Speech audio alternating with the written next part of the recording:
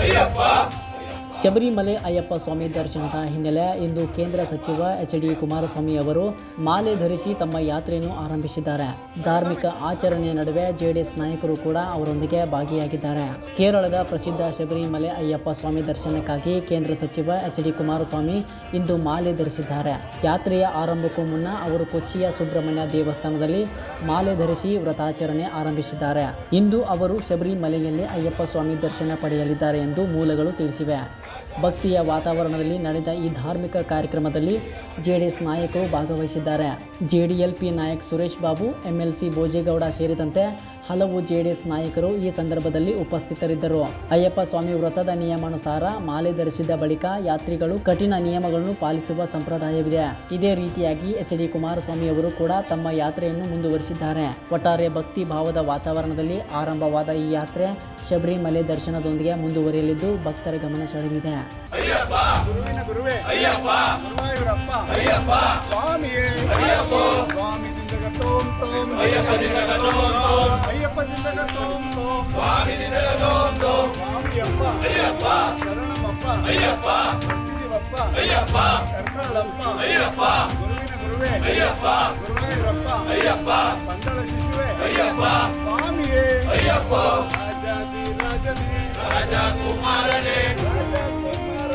ರಾಜಾಧಿರಾಜನೇ ವೀರಮಣಿ ಕಂಠನೆ ಬಿಲ್ಲಾಡಿ ವೀರನೇ ಸ್ವಾಮಿಯೇ ಅಯ್ಯಪ್ಪ ಸ್ವಾಮಿಯೇ ಅಯ್ಯಪ್ಪ ಸ್ವಾಮಿಯೇ ಅಯ್ಯಪ್ಪ ಶರಣಂ ಅಯ್ಯಪ್ಪ ಶರಣಂ ಸ್ವಾಮಿಯೇ ಶರಣಮಯ್ಯಪ್ಪ ಶರಣಮಯ್ಯಪ್ಪ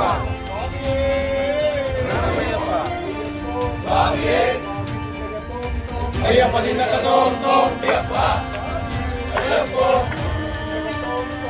ಸ್ವಾಮಿ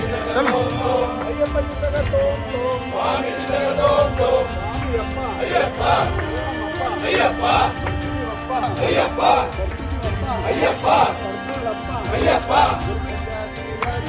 ರಾಜಕುಮಾರನೇ ರಾಜಾಧಿರಾಜನೇ ವೀರಮಣಿ ಕಂಠನೆ